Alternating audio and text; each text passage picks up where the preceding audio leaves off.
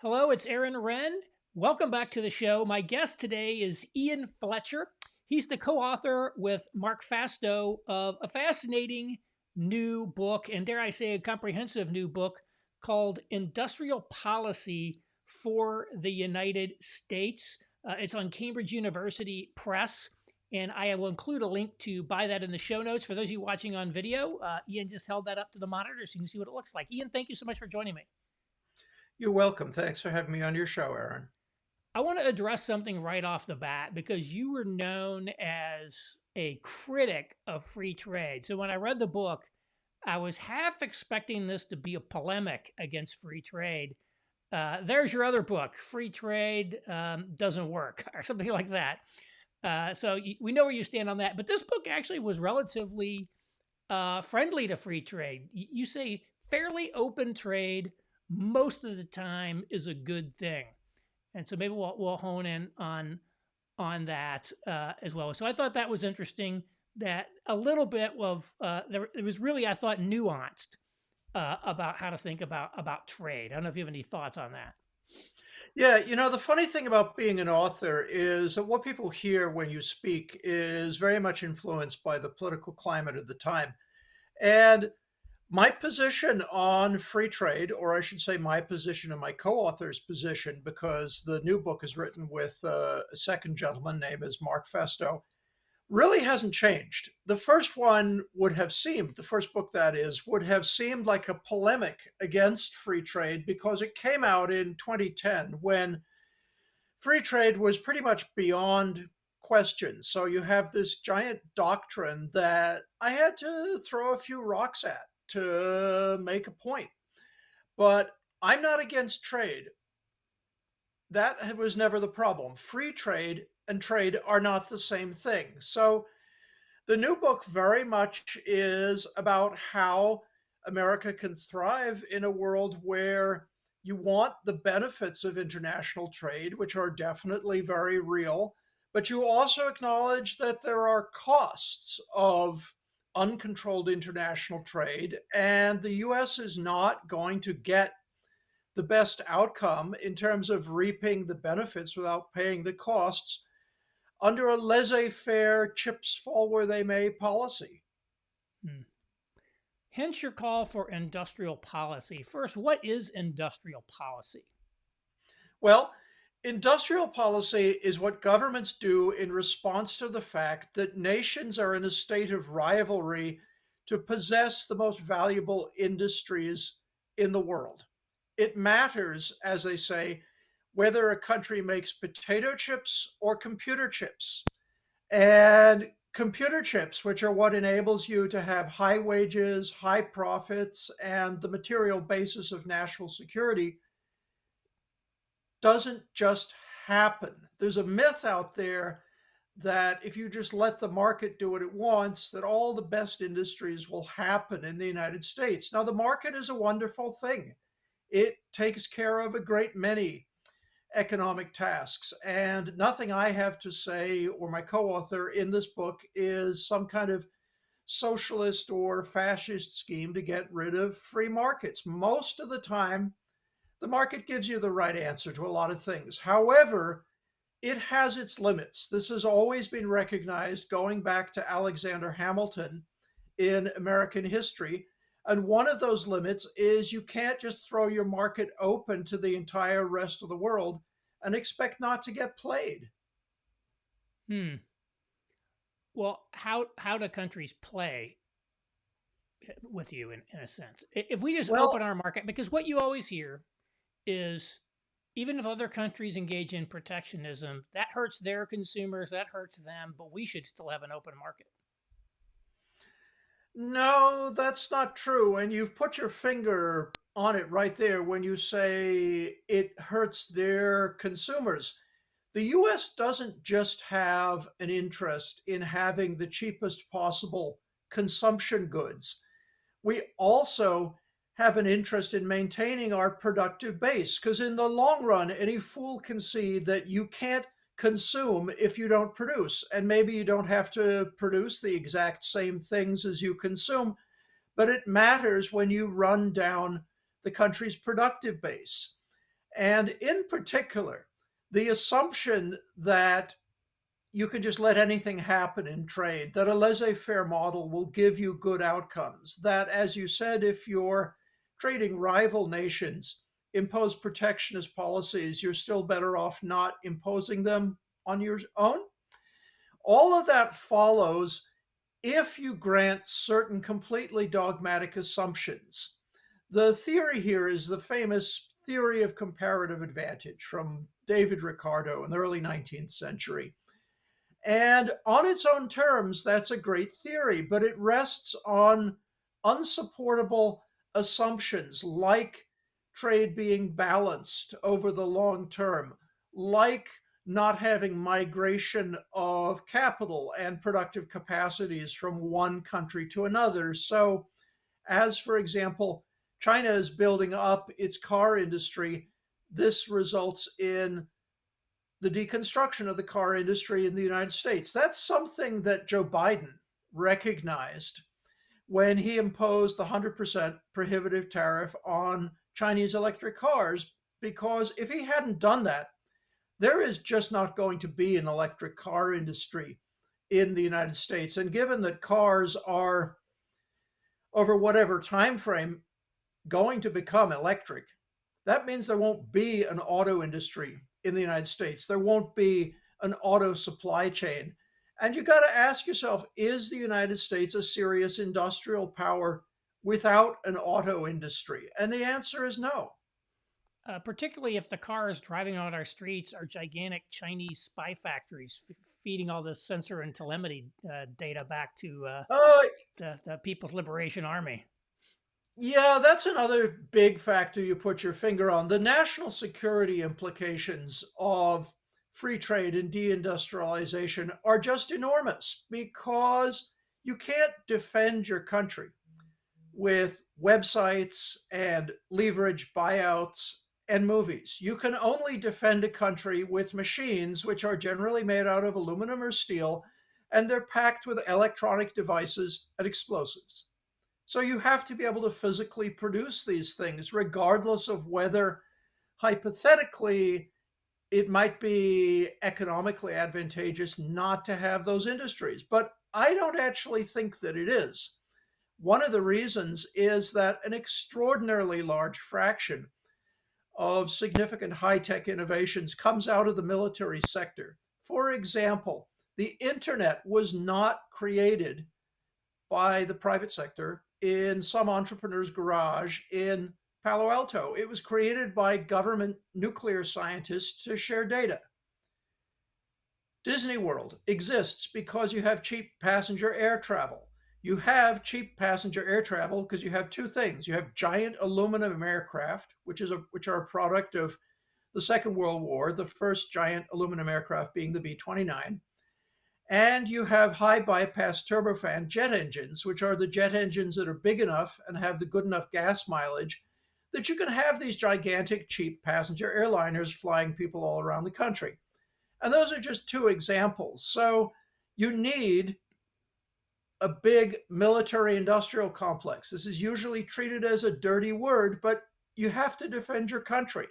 And the silver lining of that is when you have this, you're going to have all these technological spin-offs. Satellites are another example. SpaceX wouldn't exist if the US hadn't had NASA, which was largely created on the backs of military spending.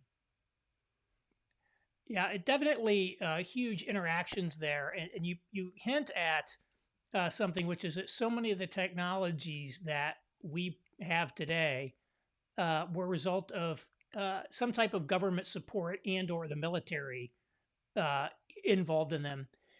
So with industrial policy, you really talk about it as the way that companies try to countries try to go about cultivating and sustaining and developing what you call advantageous industries. That's really the focus of the book is these advantageous industries. So first, I guess, what is an advantageous industry? You've talked a little bit about it, perhaps, but what defines the characteristics of an industry it's advantageous to have?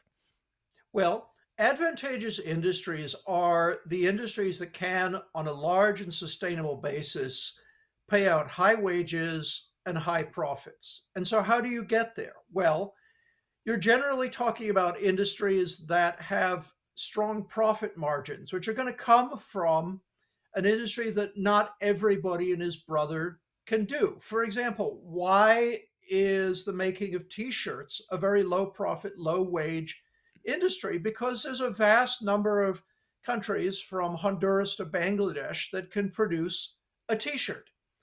But why is the manufacturing of jet engines the opposite? Why is it a very high profit, high wage industry? Because there are very few countries that can produce viable jet engines.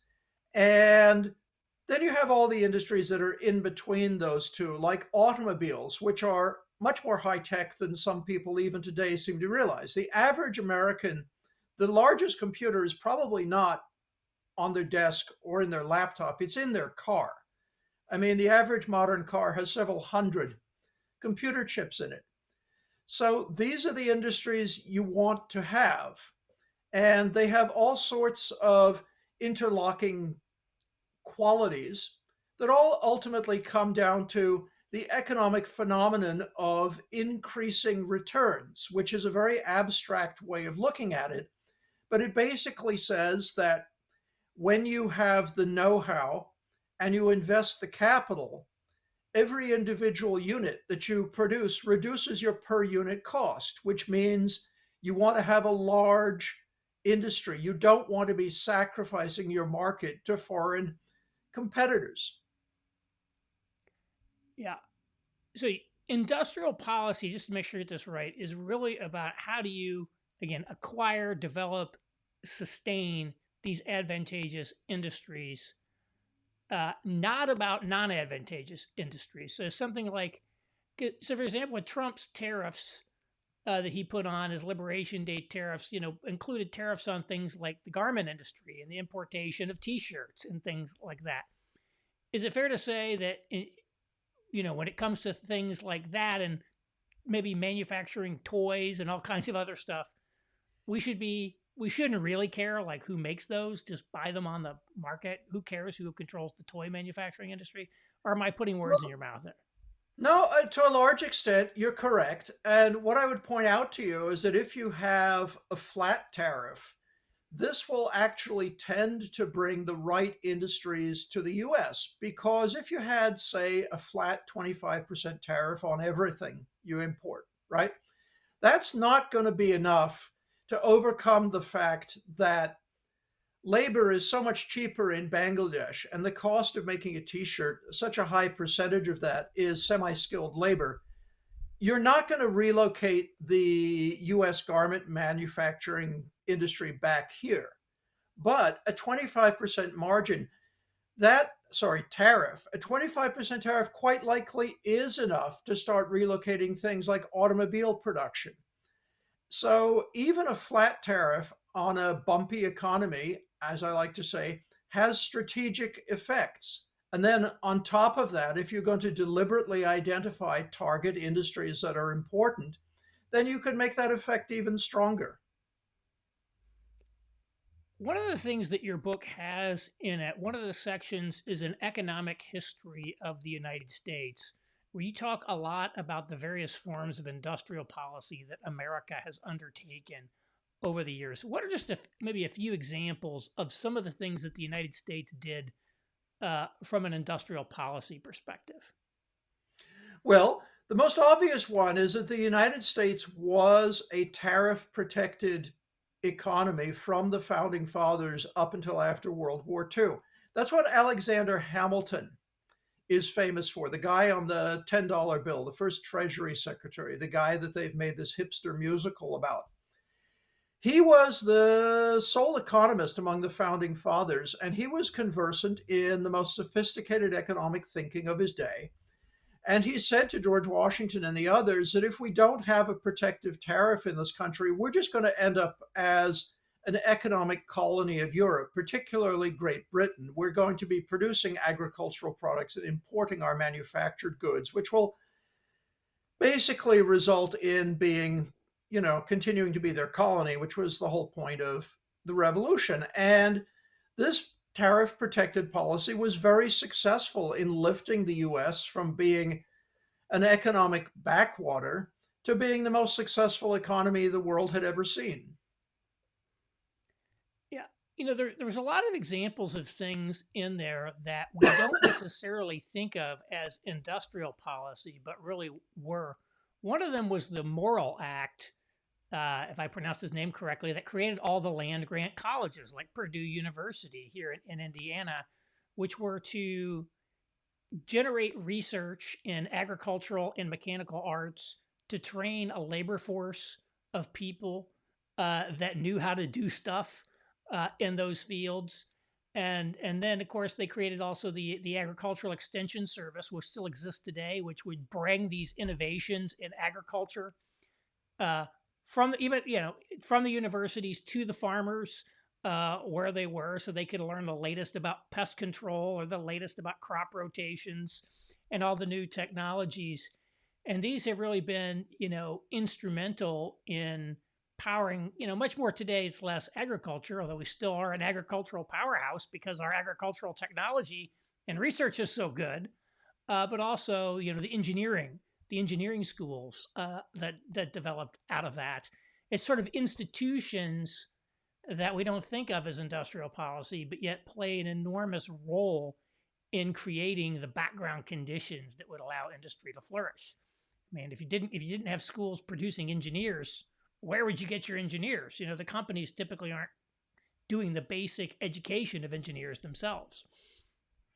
Oh, you're absolutely correct. It's easy to forget how, in the mid 19th century, how rare it was for people to even go to college. And the idea of setting up federally funded, indirectly through the land grants, colleges in every state was a very radical and very forward looking idea, which of course created the trained labor force that was responsible for America's technological achievements later on.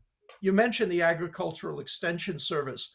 Today, the US government has an excellent but far too small program that does the same for manufacturing. It's called the Manufacturing Extension Partnership. And it's based on the idea that for various reasons, small and medium sized manufacturers are not going to be able to afford on their own access to the most advanced technologies. So there's a public interest in pushing these technologies out to them and making them available, not for free, but on a subsidized basis. The government will teach them how to embrace the most advanced technologies. Hmm. Yeah, makes total sense. One of the things you say is that the last fundamental technologies produced almost entirely by the private sector were the automobile and the electric grid.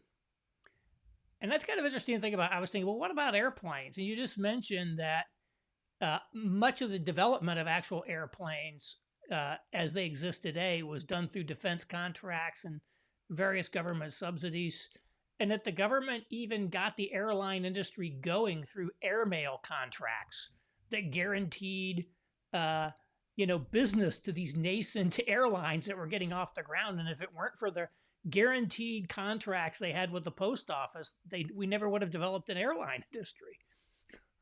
Oh, that's very true. In the 1920s, it was obvious that aircraft had potential, but you had a chicken and the egg problem for the industry. You couldn't create nationwide airlines until you had adequate aircraft, and nobody was willing to put up the money to build adequate aircraft until there were airlines that were going to buy them. So, a very clever man named Herbert Hoover, who has an unfortunate historical reputation, but he was Secretary of Commerce before he was president. And he was, some people think, the best Secretary of Commerce we ever had. He was referred to once as Secretary of Commerce and Undersecretary of every other department because he was a very dynamic cabinet officer and did a lot of things in radio and airlines, as we're going to talk about now. He deliberately set out to create a national airline industry. And one of the things they did is they figured, how do you get aircraft built? Well, you need demand for aircraft. And how can government create demand for aircraft in a way that's not going to be, some un-American socialist type thing. And what he said was, well, people would love to have faster postal service where you can send a letter from New York to Chicago or Los Angeles faster than it's currently going by train. So you have this thing that could actually be commercially viable if the post office would do it, of a nationwide air mail service. And the great thing about air mail is it pays more per pound than freight. So you can actually start building up airlines with a decent amount of revenue that they've actually earned by carrying letters, but it doesn't require as much comfort as passengers. And it's not the same degree of tragedy when the planes crash because people don't get killed. So you can start building up demand for aircraft that are big enough and reliable enough to carry large quantities of airmail. And then as you build up the capabilities of your aircraft industry on the back of that, they can then transition to carrying passengers. And the federal government did a lot of other things like creating the air traffic control system, creating safety standards, building airports. All these things didn't happen by accident. And the private sector wouldn't have done this in 1925 because there were no major airlines. There was no traffic. You have to have government get ahead of the curve and set about creating this industry. And as a result of this, on the eve of World War II, the US had the world's most advanced private sector airline system and aircraft industry supplying the planes, such as the legendary Douglas DC 3 Dakota, of which there are still a few still in service around the world because it was such a great aircraft. It's never been surpassed for some purposes. Wow. Yeah, and there's the number of products that the government had some role in creating is just staggering. You list some of them: barcode scanners, disposable diapers, closed captioning, cordless vacuums, memory foam, and scratch-resistant sunglasses. Uh, Presumably, many of those incorporated research, government-funded research from universities or something like that. You even note Apple Computer in its early days got some type of investment from the Small Business Administration, which I thought was really interesting to think that government money went into Apple Computer even in its early days. Oh, sure. And this is not an extended encomium to government. This is how American capitalism really works. This is what, if you want the American way, if you want capitalism, this is how it actually works. And this is what needs to be supported. The fantasy of having absolutely everything in a purely private sector basis, that's a libertarian dream that just doesn't stand up to the facts. But this is not a socialist agenda by any means. This is how you make high tech modern capitalism actually function. So at least some of our industrial policy efforts in America had to have failed. What are some of our failures? Well, you're absolutely correct that industrial policy is something that fails all the time. And I want to make crystal clear here that industrial policy is not an ideology. You don't say, okay, I'm in favor of industrial policy. Anything that constitutes industrial policy, I want. Industrial policy is something that you have to get right, which is why we talk in the book about a lot of failure cases.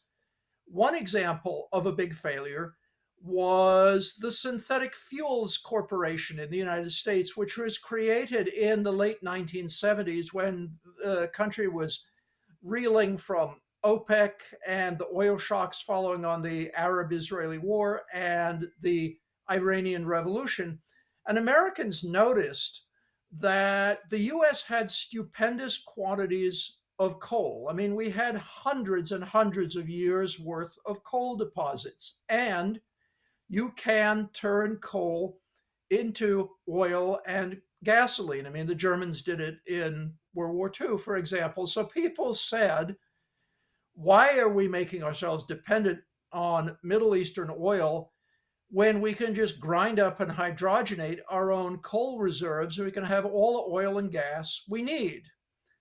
And as a purely engineering matter, that is indeed true. So the US government created a subsidy program that was going to help fund the creation of privately owned coal to gas plants, and the government would back this by agreeing to buy their output at a certain price.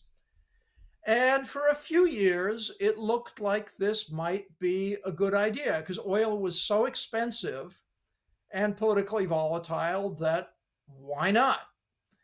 Well, what eventually happened is the price of oil in the early 80s started to come down because, contrary to people's scaremongering, there was never a shortage of oil. The world was not running out of petroleum. What we had is we had political mischief in the Middle East causing chaos in markets. And as oil reverted to a more natural price, oil made out of coal became price uncompetitive because there's no way that it's going to be cheap when you take coal and you grind it up and hydrogenate it in these giant, chemical plant type things. You can't compete with hydrocarbons that have already been broken down by Mother Nature and left underground. You just can't. So when oil ceased to look like it was on a trajectory to be $125 a barrel, remember, this is early 80s money, then the whole enterprise fell apart. And,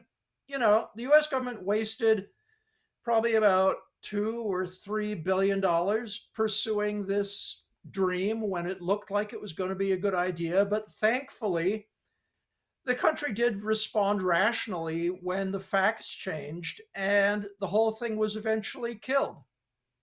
But Hmm. yes, that was a failure. It didn't produce any useful results. What about something like Solyndra, the solar panel factory that got a huge loan, I think it was, from the Obama administration and then promptly went bankrupt? Well, the important thing to understand about the Solyndra debacle, which was pounced on and publicized in part because there were some indications of political favoritism with the donations to the Obama campaign. I don't know anything about that in detail.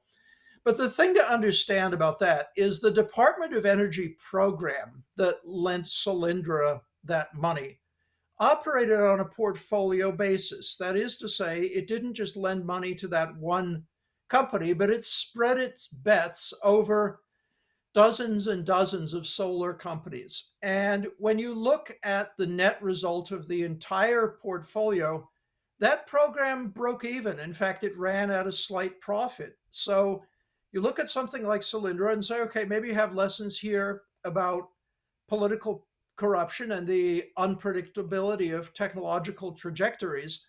But you also have the larger lesson that if you run industrial policy programs like that the way you should, which is you spread your bets over multiple companies attempting to exploit a given technology for a given purpose, that part of it actually worked out fine.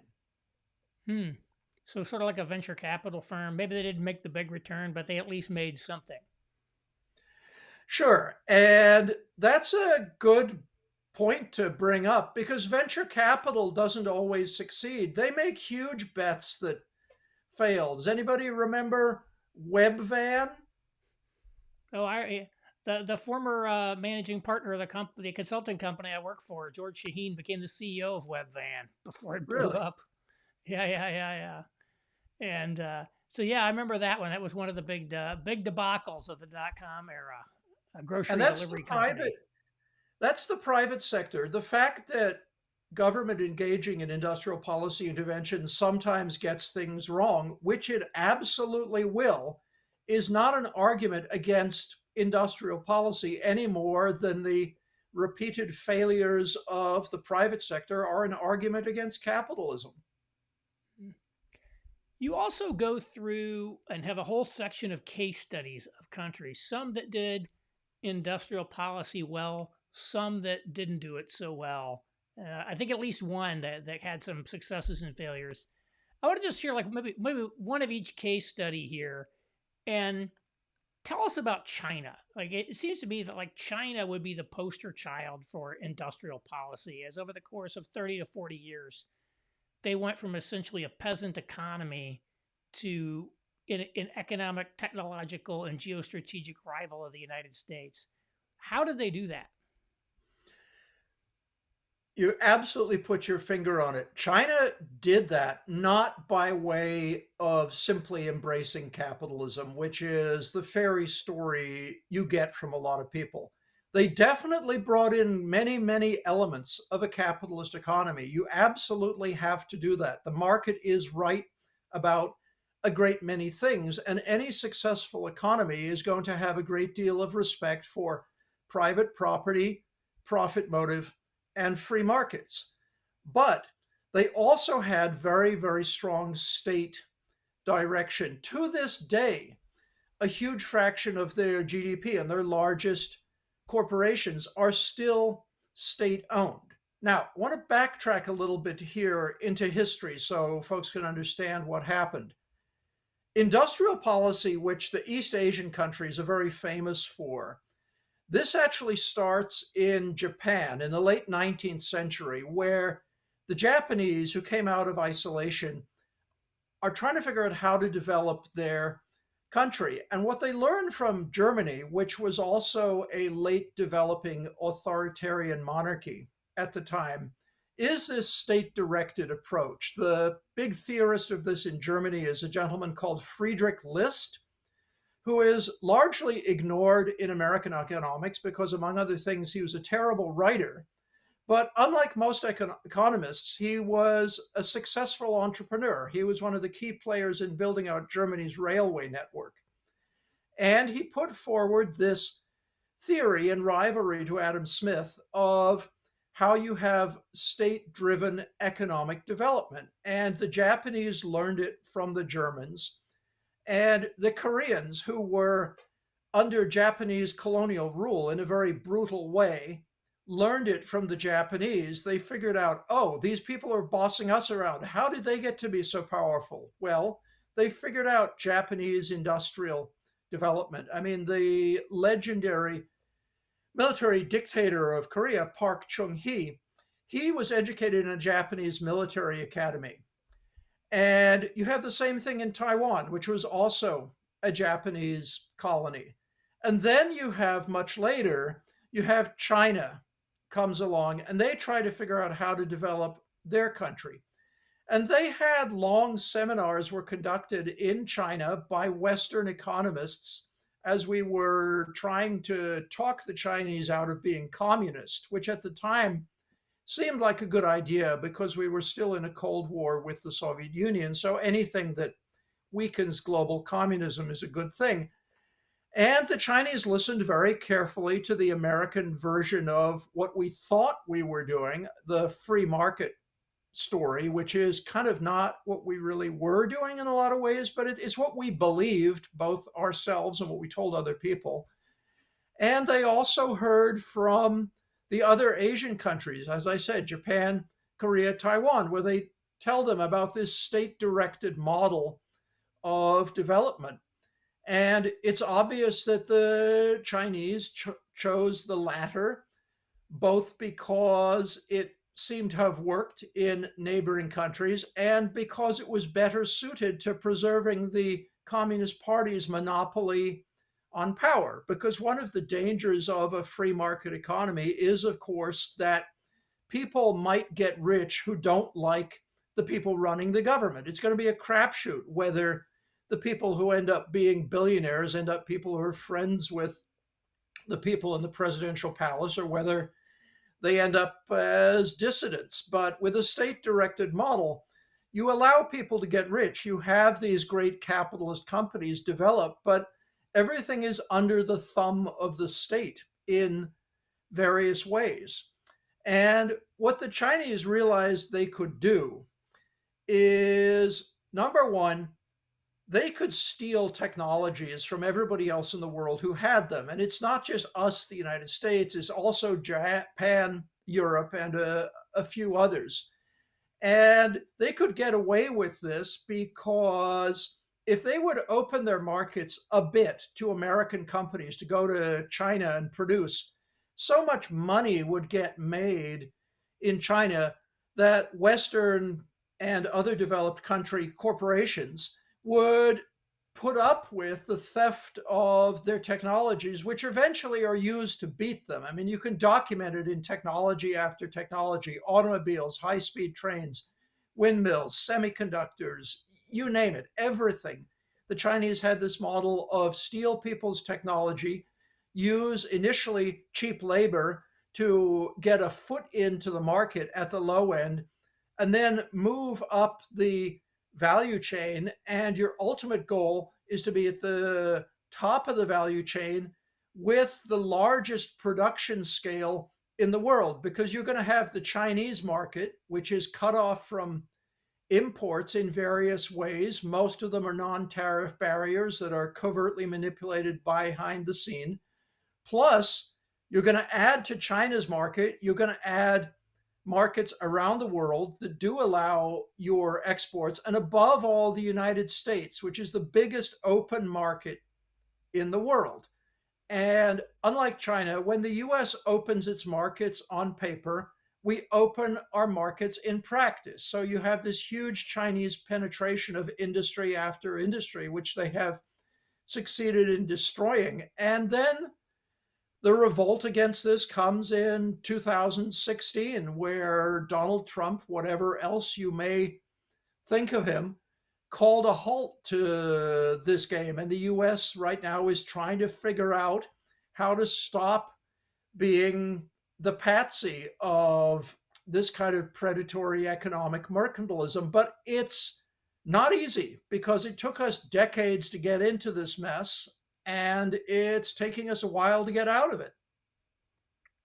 Yeah, we'll come back to Donald Trump, but I do think it's interesting that his pivot to a China skeptic position ended up being embraced by Joe Biden as well, and essentially seems to be, to a great extent, the bipartisan consensus.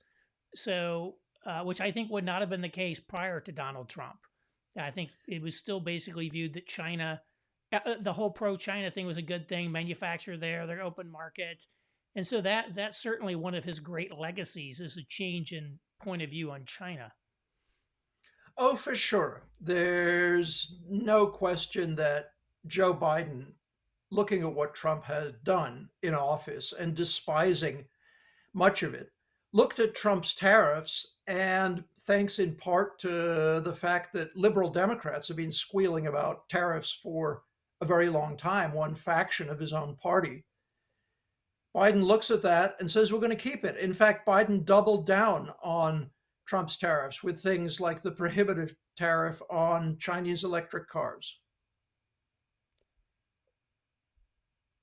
One of the failure cases that you list is one that a lot of people probably don't think of as a failure, but that's the United Kingdom.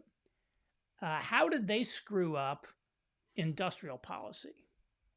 Well, you got to remember, if you can talk about the UK as an industrial policy failure, what an incredibly strong and important economy they were as recently as the 1950s. I mean, as recently as 19, I don't know the exact year they were overtaken, but certainly in the mid 50s, they were the second largest economy still in the entire free world. They were ahead of Germany, France, Japan, all these countries that have since come up. China at that time was a Maoist communist agricultural backwater. So the Brits had this incredibly strong position. They had the number two auto industry in the world. They were the world's biggest exporter of automobiles. They were the second largest builder of aircraft in the free world, and so on and so forth. They were the first country to attach a nuclear power plant to the national electric grid, a whole bunch of achievements.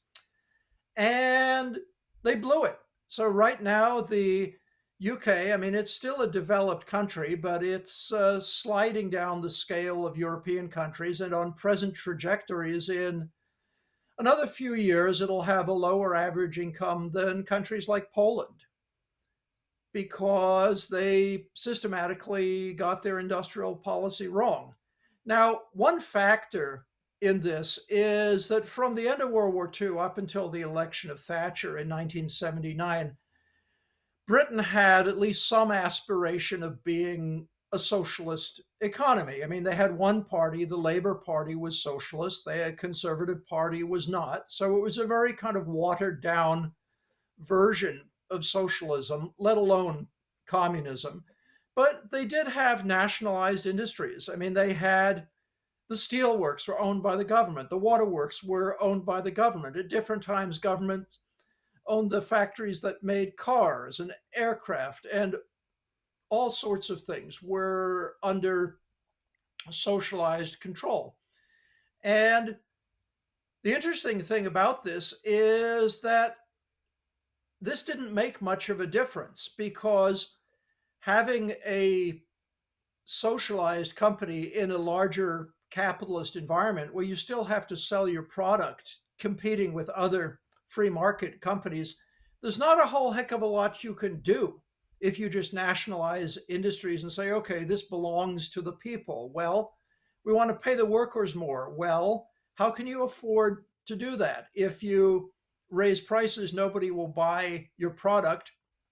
If you don't make any profits, there's no money to reinvest in your business. So some of the European countries that tilted left, like France or Sweden, understood perfectly well that socialism, insofar as it's going to have any hope of working, basically means the government owns a bunch of corporations, which then basically function the same as they would if they were in the private sector. So it's not really socialism at all, which is part of the backstory of what was going on in Europe for 30 years. But the Brits botched it. They mismanaged these companies, they lost competitiveness. And the British private sector has a lot to answer for as well. They were very slow to catch up to modern standards of consumer design and performance. They got very complacent in the 1950s, and other countries were outcompeting them. For example, one of the first major industries they lost was they lost motorcycles to the Japanese when the Japanese were taking quality control much more seriously than the British private sector. Yeah, if you, it is amazing that the country that sort of where the Industrial Revolution happened is a country that's, you know, has tremendous deindustrialization and is now again the idea that they would fall behind Poland, which I've been reading about that, is remarkable because a decade ago it was people were still moving to Poland just because it was cheap labor. Uh, and now the UK is all the articles about how bad the UK is just amazing. How far they've fallen, although it's still nice to visit London, I hear. But maybe go out and visit some of the other places and see what's happening. What do you think America should be doing today in terms of industrial policy? What should we actually do? Okay. The first thing we need to do is we need to keep going with this hard process of figuring out what the right tariff regime for us is. I mean, I'm absolutely against the free trade model, but it's no secret, excuse me, it's no secret that the tariffs that Trump has imposed have been kind of messy. He's imposed them, he's taken them away. But I gotta say, I don't see any way that anybody could have pulled back from free trade and imposed a tariff regime in a way that was going to be technically neat and precise and coherent straight out of the gate. It's going to be a process. I think the process is moving in the right direction. I think that every time the administration has imposed tariffs that turned out to be obviously wrong, they've rolled them back. And over time, you will get something like a coherent tariff regime in the United States where you're going to be protecting the right industries and you're going to be protecting the US against the right countries. But this obviously depends a lot on what other countries do. It depends enormously on whether China is ever going to offer us real concessions as opposed to just trying to string us along. It depends enormously on what the Europeans and what the countries inside Europe do. The second thing that the US needs to do in terms of industrial policy is something that a lot of people don't even realize is industrial policy at all, but it's incredibly important. And that is do something about the overvalued dollar, which is probably maybe 15, 16% overvalued. And that means relative to the price that would produce balanced trade for the US. That is, our imports equal our exports, there's no trade deficit.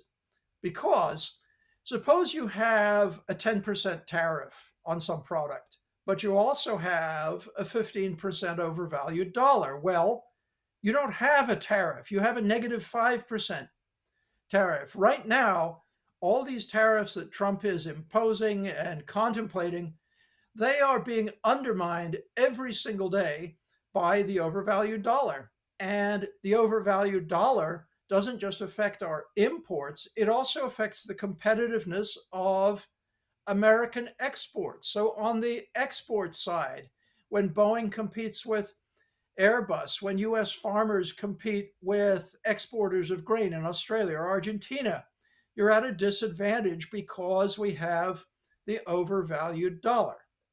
Now, the third big thing in industrial policy, because you got three big things, you've got tariffs, you've got currency, and finally, you've got state support of technology. Now, Trump has been cutting the science budget because I don't think he understands how important this is for American innovation and for American industry. I think he thinks of science as this kind of academic, pure science pursuit that maybe it's vaguely a good thing, but it's like art museums. It's nice, but it's not fundamentally important for anything that anybody really cares about. But this is absolutely not true. Our science base is the ultimate foundation of our industrial base in anything that's technologically advanced. And in fact, the United States needs to not only rebuild and increase funding for its scientific infrastructure, we also have to push much harder into governmental support of not just pure science, but the development of technology. Because a lot of people think science is great, but technology is something that should be done by the private sector. And for a lot of things, yes, that's correct. But as I pointed out earlier in this podcast, a lot of the important technologies of our time, jet aircraft, the internet, satellites, vaccines, you name it, they actually come out of government developed technologies. Now, right now, the US has inadequate but still meaningful support for government directed technologies for national security, for public health, and newly under Joe Biden for environmental protection. And that's good. But what we don't have is the support of technologies for the sake of economic prosperity as such. For example, the United States has 9 out of the 10 leading academic programs in robotics in the whole world, but we lag as a producer of robots. Not one of the 10 largest global producers of robots is an American based, American owned company. And part of that is because foreign nations have been pushing very hard the adoption of technology and the development of this technology by the state, and we haven't. Yeah. So, like that's an example, I guess, of where there's an opportunity there because you read all the time about China's deploying all these industrial robots at a far greater degree than we are, and they're developing the technologies. And so I guess it doesn't help us if we invent the technology and then China takes it over, and then eventually takes over the inventing of it as well at some point once they're the manufacturers of it. What do you think of Donald Trump so far? Because I have to say, from an economic policy perspective and trade and that, it looks very volatile, to say the least. I don't understand, picking fights with Canada The on again, off again, on again, off again tariffs. Because I could tell you, like, coming from a business background, uncertainty and risk is kryptonite to business investment. Nobody's going to invest in a regime where we don't know what the tariffs are going to be next week, much less the 2, 3, 4, 5 years it would take to make any investments. And then, as you say, cutting science funding and all these things, it doesn't look like a very well thought out program. What do you think? Yeah, on the larger question of Donald Trump, I have nothing to say. On the purely economic aspects, I would say that Donald Trump reminds me of two people, Boris Yeltsin and FDR. Now, Boris Yeltsin was this big, drunken Russian bear, but he was the only man in the world with the ability and the guts to bring down the world's nastiest tyranny, which was the Soviet Union. Remember, he was the one that actually did that. And FDR was not a particularly intellectually sophisticated president. He was described by, I think it was Oliver Wendell Holmes, who described him as having a second rate intellect, but a first rate temperament. Hmm. But what he did, and he explicitly said that he did this isn't just me, in the Depression, he said, we're going to take all these ideas that I get from my advisors, from all these people who think they're really smart, and we're going to try one thing after another and see what works. And you got to remember that the New Deal that we remember today for things like Social Security that everybody loves had a lot of elements in it that were failures. I mean, do you remember the National Recovery Administration?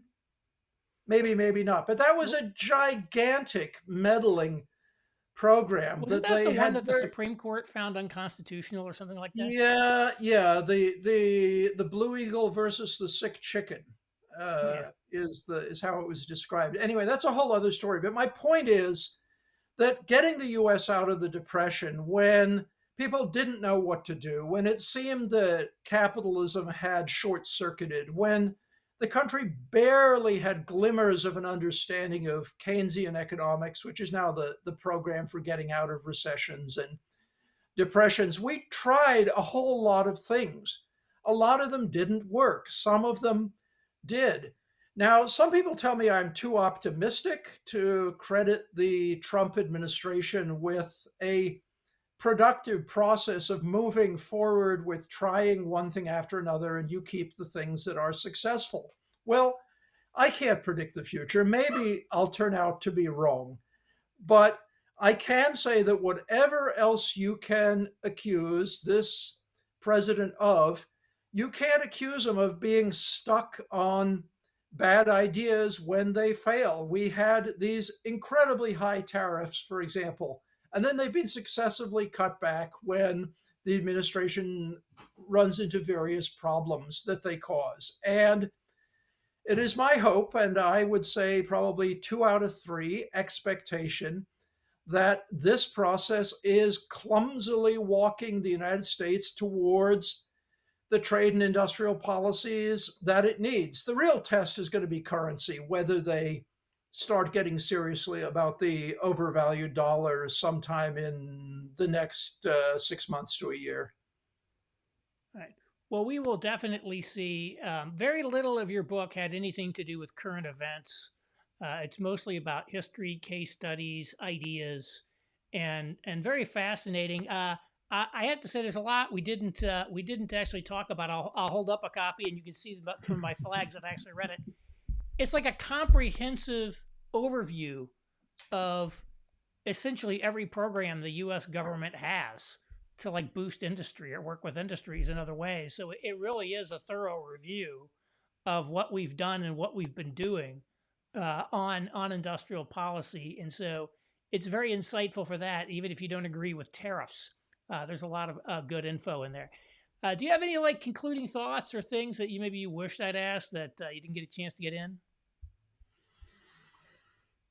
The number one thing I would say to people, private citizens, is economic theory is not your friend. Economic history is your friend. If you want to understand how economies really work, look at the histories of economies that have worked well. Don't look at the very abstract theoretical models that contemporary econ department economics generally traffics in. When Mark Fastow and I wrote this book, we had about 30 people working with us, advising us, giving us research. And of those 30, very few of those were econ PhDs. We worked with business people, business school professors, patent lawyers, government officials, country experts. Like people could tell you how Japan really works, engineers, people can tell you how technologies really unfold. And it's those case studies and histories of nations, histories of technologies. That's how you're really going to figure out how the world works, not from the mainstream, rather disconnected from reality economics that's mostly taught in the US. All right. My guest today has been Ian Fletcher. He is the co author, along with Mark Fastow, of this book, Industrial Policy for the United States. There's a link to buy that in the show notes. Ian, thank you so much for joining me. Thanks for having me on your show, Aaron.